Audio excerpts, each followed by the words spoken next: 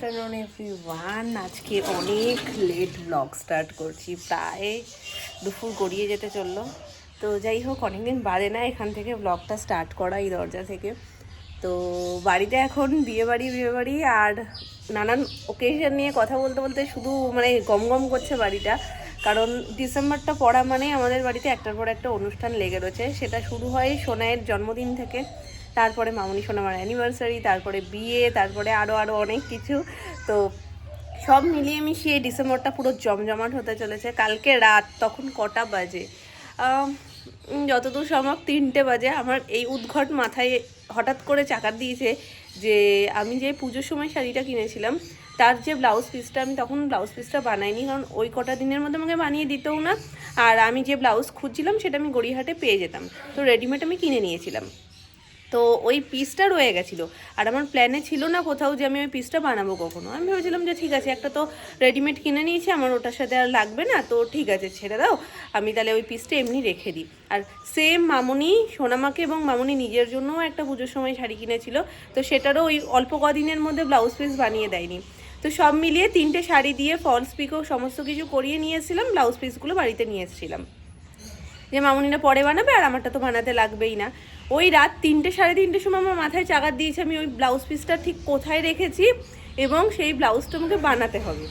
তো একটু নতুন ডিজাইন দিয়ে, ইভেন ফুল স্লিভ, যেটা ফুল স্লিভ ব্লাউজ আমি খুব একটা পরি না, আর আমার কালেকশনে ফুল স্লিভ খুবই কম, এক আধটাই রয়েছে। রাত ভাবতে পারছো, ওই সময় আমার মাথার মধ্যে চাকার দিয়েছে, এবং স্বাভাবিকভাবে বিরিয়ানি খাওয়াটাও যেমন হুট করে চাকার দেয় রাত্রিবেলায়, সেরকম। তো যথারীতি আজকে সকালবেলায় উঠে মামুনিকে জিজ্ঞেস করলাম যে খোঁজাখুঁজিটাকে একটু জিজ্ঞেস করে নিই। মামুনি বললো না, 3টে ব্লাউজই মানে ব্লাউজ পিসই মামুনি আলমারিতে রেখে দিয়েছে প্লাস্টিক করে। তো ওটা নামালো, বললো আমি যেহেতু শুনেছি যে আমিও বানাবো, তো বললো তাহলে একবারে আমাদেরটাও বানাতে দিয়ে দাও, তাহলে নতুন শাড়িগুলোই পরা হয়ে যাবে। কারণ পুজোর সময় নতুন শাড়িগুলো পরা হয়নি একটাও, তো তাহলে বিয়ে পারপাস নতুন শাড়ির ব্লাউজগুলোও বানানো হয়ে যাবে আর নতুন শাড়িগুলোও পরা হয়ে যাবে। তো আজকে যাব, তো যেই ব্লাউজ পিসটা ওই শাড়ি থেকে বেরিয়েছে সেটা দিয়ে আমার ফুল স্লিভ হবে কি না একটু ডাউট হচ্ছে। তো রোগা মানুষ, তো দেখি হয় কি না। আজকে বিকালবেলায় যাব, এবারই তো বিয়েবাড়ি ফিল্ডে আসবে, যখনই জিনিসপত্র বানানো শুরু হবে না, হাতে আর দিন বেশি নেই, জাস্ট হাতে কয়েকটা দিন। এদিকে তো নভেম্বর শেষ হতেই যায়, আর ডিসেম্বর শুরু হলেই একটার পর একটা। তখন সোনাইয়ের জন্মদিনের হুড়, তারপরে মামনি সোনামার অ্যানিভার্সারি হুড়, তারপরে এইভাবে এটা কেন ওটা কেন সেটা কেন করতে করতেই দিনগুলো কোথা থেকে চলে যাবে বোঝা যাবে না। তো আজকেই আমি যাব, কারণ এরপর যেহেতু 15 তারিখটা লাস্ট একটা বিয়ের ডেট, বানাতে দিলে মোটামুটি 1.5-2 মাস আগে দিলে ভালো হয়, এত চাপ ছিল। তো ওই জন্য কালকে যখন গেছিলাম বড় মামিদের নিয়ে, তখনও কাকু বলছিল যে ভীষণ চাপ, মানে 15 তারিখের আগে ডেলিভারি করাটা প্রচণ্ড মুশকিল হয়ে যাচ্ছে। তো দেখা যাক আজকে যাব কি হয়। শীতের বিকেল হেভি লাগে আকাশের দিকে তাকিয়ে থাকতে, বিশেষ করে ছাদ থেকে। বাড়ি মোটামুটি খাওয়া দাওয়া কমপ্লিট, বাকি এখন আমি মামুনি আর সোনামা। ভুলে গেছি, আমি বলেছি যে বাকি আমরা 3জন, আমি মামুনি আর সোনামা। তো বাবা পিছন দিয়ে বলছে বাকি কজন বললি? 3জন। হ্যাঁ, বাবাও তো বাকি না, সে কাকাইয়ের হয়েছে। ও আছে না, কি হচ্ছে গন্ডগোল, সোনু খাইনি আমি, সেটা জানতাম না সত্যি। আর বাকি আমি আছি, মামুনি আছে, সোনামা আছে, এই 3জনের কথাটা আমি প্রত্যেক দিনের ফ্লোতে বলে দিয়েছি ঠিকই, কিন্তু বাবারও হয়নি, এটাও ঠিক। বাবাও এই যে স্নান টান করে পুজো সেরে আসলো, মানে তুলসী মঞ্চে যে পুজো টুজো করে বলি না, তো সেই সব সেরে সুরে আসলো। আর সুমন আজকে সকাল সকাল মানে বন্ধুর সাথে গেছিল টিফিন করতে, মানে এখান থেকে সদনে গিয়ে টিফিন করেছেন। তো সেই চক্করে উনি সারা রাত্রি কালকে ঘুমাননি, ভোর 4টের সময় নাকি উনি যাবেন, একটা আলাদাই মানে ফিল। যাই হোক, তো 4টের সময় যাবেন বলে বন্ধুকে ফোন করেছেন 15 বার, তো 15 বারে বন্ধু একবারও তুলতে পারিনি, কারণ সে এতটাই ঘুমে মত্ত হয়ে গেছে। আর যে বন্ধুর কথা বলছি সে সত্যি ঘুমের রাজা একদম, মানে কোথাও আমাদের একটা যাওয়ার হয়, তারপরে পুজোর সময় বেরোনোর হয়, মানে বেমালুম বলছে তুই যা ভাই, রেডি হয়ে আমিও রেডি হয়ে বেরোচ্ছি। পুজোর সময় এরকম রেডি হয়ে বসে আছি, ফোন করেই যাচ্ছি, তার তোলার পাত্তা নেই। তারপর তার মাকে ফোন করে তাকে ডাকিয়ে তুলে আমরা ঘুরতে বেরোই। এইরকম বন্ধু, মানে বুঝতে পারছো, তাকে ভোর 4টের সময় ফোন করেছে, স্বাভাবিকভাবেই সে ফোন তুলতে পারেনি। সে 5টা 15 নাগাদ ফোন কল ব্যাক করে বলছে ভাই আমি ঘুমিয়ে পড়েছিলাম। তারপর ওনারা রেডি হয়ে যান। তো কালকে আমি আরও একটা সাহসিকতার পরিচয় দিয়েছি। কালকে 4টের সময় যখন সুমন যাচ্ছে তখনও বলছে যে মাকে কি ডেকে দেবো, কারণ আমি একদমই একা থাকতে পারি না, মানে যে কোনো একটা মানুষ আমার সাথে না থাকলে আমার প্রচণ্ড ভয় লাগে। কারণ একটা ঘটনা ঘটেছিল, আমি একা একবার থেকে দেখেছিলাম, তো সেই সময় একটা মানে বিভৎস ভয় পেয়ে গেছিলাম, যার কারণে আমি একা থাকার চান্স নিই না। কিন্তু এখন না কেন জানি না, মানে বলে না ভগবান সময়ের সাথে সাথে সমস্ত ভয় কাটিয়ে দেয়, মনের জোর দিয়ে দেয়। সোনাই থাকে তো আমার সাথে, আমার না সেই ভয়টা আর লাগে না, অনেকটা কমে গেছে। মানে কালকে যখন আমাকে বলছে, তোমরা হয়তো শুনে বলবে 4টে মানে তো সকালই হয়ে গেছে, আমি সেই সময়েও কোথাও যদি সুমন যেত আমি মামুনকে ডেকে নিতাম। আমার সাথে একজন না থাকলে আমার প্রচণ্ড ভয় লাগে। কিন্তু কালকে আমি নিজে থেকেই ওকে বলছি মাকে ডেকে দেবো, আমি বলছি না আমাকে ডাকতে হবে না, আমি পারবো। তো আমার ভয় লাগিও নি, সত্যি কথা বলতে আমার মনেও হয়নি একবারও কিছু আওয়াজ হচ্ছে। আগে শুধু মনে হতো কি ছমছম করে আওয়াজ পাচ্ছি, কিছু খুচখাচ আওয়াজ হলে একদম শিউরে উঠতাম। সেই জিনিসগুলো কেটে গেছে, বয়সের সাথে সাথে সব কিছু ভগবান কাটিয়ে দেয় আর মনে জোর দিয়ে দেয়। আসলে এখন আমার সব থেকে বড় শক্তি তো আমার পাশেই থাকে, ওই জন্যই আমার আর এখন কোনো ভয় টয় করে না। উনি সারা রাত্রি কালকে জেগে টিফিন খেয়ে এসে যে ঘুমিয়েছেন, তারপরে সেই যে ঘুমিয়েছেন উনি এখনো ওঠার তার নাম নেই, মানে তার হুঁশই নেই, সে ঘুমিয়েই যাচ্ছেন। ভালো, ওই জন্য কেউ ডাকেনি, তো সেই হিসেবে তিনিও খাননি, তিনি ওই সকালের টিফিনটুকুই খেয়েছেন। তো আমারই বলা ভুল যে মামুনি আমি আর সোনামা 3জন বাকি, অভ্যেস হয়ে গেছে, 3জনই থাকি তো বাকি। আজকে হয়েছে রান্না ভোলা মাছ, একদম মাখো মাখো ভোলা মাছ। এখানে রয়েছে কালকের দেশি মাংস, দেশি মুরগির ঝোলটা, ডাল হয়েছে ধনেপাতা টাতা সব দিয়ে, আর এখানে বাঁধাকপি আর লাল শাক শুরুতে। অবশেষে পাপড় ভাই তুমি বাড়িতে এসছো, দিচ্ছি এখন ভাজবে। সে তো খাবার লোক তো ঘুমাচ্ছে, 2-3 দিন ধরে বলছে যে পাপড় আনো, আর ঠিক বাপি বাজারে যায় আর পাপড়ের কথাটাই ভুলে যায়। আজকে বাপি ঠিক মনে করে নিয়ে এসছে, আর ভোলেনি।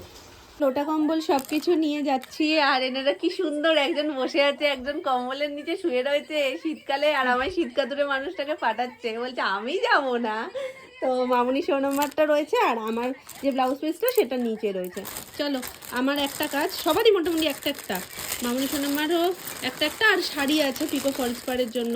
এলুম, টাটা। আর ওই যে পোড়ামি শাড়ির যদি ব্লাউজ পিস ওটা কেটে নিতে বলি।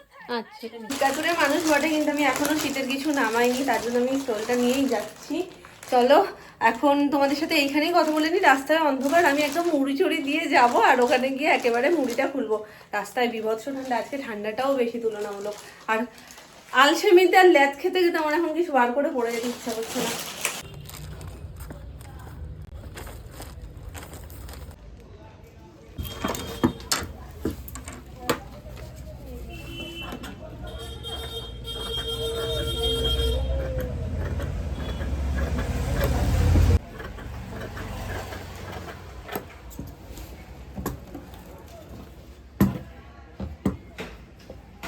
এখনো পর্যন্ত আমি শিওর না যে আমার ফুল স্লিভ ব্লাউজটা হবে কি না, কারণ কাকুর কাছে গিয়ে মাপটাপ দিয়ে তো এসছি।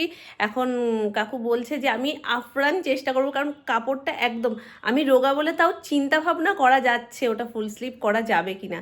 একটু যদি হেলদি হতাম তাহলে কোনো মতেই ওটা সম্ভব ছিল না, যে কাপড় যেটুকু রয়েছে।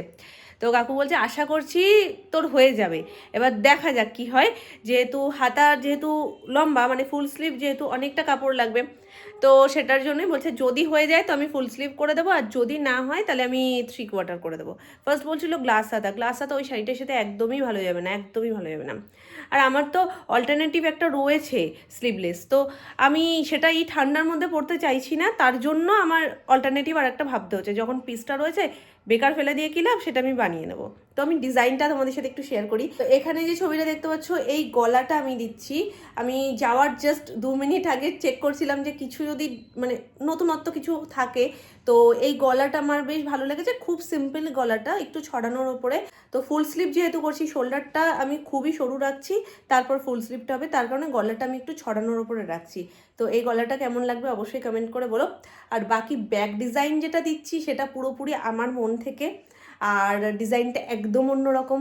আমি সামনে থেকে দড়িও একটা দিয়েছি যেটা ব্যাক সাইডে গিয়ে বাঁধা যাবে, এবং পিছনটা মানে ব্যাক কাটিংটা ভীষণ সুন্দর আমি এঁকে বুঝিয়ে দিয়েছি। ওখানে তোমাদের দেখাচ্ছিলাম না যে সব কাটিং ফাটিংগুলো চলছে, তো ওখানে একটা পেজও ছিল, ওই পেজে একবার কাকু একটা দেখাচ্ছে যে এটার সাথে এরকম দিলে তোর ভালো লাগবে।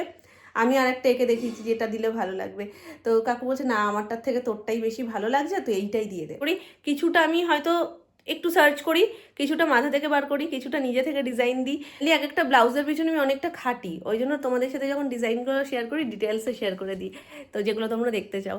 এই হচ্ছে ব্যাপার। তো আমার এখনো পর্যন্ত শিওর কিছু না ফুল স্লিভ হবে কিনা, বাট আমার 3/4 হাতার মাপ নেননি, বলছে আমি ফুল স্লিভের আফরান চেষ্টা করছি, যদি ইনকেস না হয় তখন তুই আবার আসবি, এসে হাফ স্লিভ মানে 3/4 হাতার মাপটা দিয়ে যাবি। আর আমার এমনিতেও যেতে হবে, কারণ ব্যাকে আমি একটা বোতাম দিয়েছি যেটা অনেকটা বড়, এবার ওনার কাছে সেটা অ্যাভেলেবেল নেই, ওটাকে আমাকে কিনে ওনাকে দিতে হবে, তারপরে উনি ওটা অ্যাড করতে পারবে। এই হচ্ছে ব্যাপার। আর দড়িটা নিয়ে ভীষণ এক্সাইটেড আমি। আর নিচে যে ল্যাটকানটা দিয়েছি সেটা আমার কোলকে দিতে একদমই ইচ্ছা করছিল না, বালিশ বলেছিলাম, যেটা আগের দিন ব্লাউজে শেয়ার করেছি। তো ওটা বলছে ওটা ওই কাপড়ের সাথে যাবে না, মানে যাবে না মানে ওই কাপড় দিয়ে করলে ফেসে যেতে পারে। তো আমি এখন ওটার জায়গায় বলেছি ছোট বল কদম করে দিতে। ওটার ডিজাইনটা ওঠার পর সত্যিই ভালো লাগবে, দেখা যাক কীরকম কি হয় না হয়। ফুল স্লিভ হোক এটাই চাই, ফুল স্লিভটাই হোক, কারণ আমার ফুল স্লিভ ব্লাউজ পরার ভীষণ মানে শখ, কিন্তু শীত তো 2 মাস থাকে, আর অনুষ্ঠান পড়লে তারপর, নাহলে গরমে তো ক্যারি করা যায় না, যার কারণে আমার খুবই আমি কম কিনি। আগেরটাও কেনা ছিল, বানানো কোনোটা ছিল না, এই ফার্স্ট টাইম আমি যে বানাচ্ছি। সোনামার ব্লাউজগুলো বানাতে দিয়েছি, আর বেশ কটা পিকো ফলস পাড়ের শাড়ি ছিল, তো সেইগুলো সব কিছু দিয়ে ঠিয়ে জাস্ট আসলাম। অনেকক্ষণ সময় লেগে গেছে মাপ দিতে, এবং মামনি সোনামারও আবার ওইভাবে একটা থেকে একটা জিনিস বানানো থেকে আরেকটা মাপ নিতেও অনেক সময় লেগে গেছে। ওর থেকে আমার তো মনে হয় মামনি সোনামা উপস্থিত থাকলে তাড়াতাড়ি হতো। মনে হচ্ছে বিয়েবাড়ি, মানে বিয়েবাড়ির পড়বে আর নিজেদের বিয়ে কিছু বানাবো না, এটা যেন একটা ফাঁকা ফাঁকা লাগে। নিজেদের বিয়ে মানে কিছু না কিছু বানাতে হবে। কি হয়েছে? ভূতু সোনাকে ভূতু হলো শিখিয়ে আমাকে শিগগিরই যাও, শিগগিরই নামনার কাছে। বাকু বেশি হয়ে গেছে একদম। ডেটটা কোথায় দেখলি?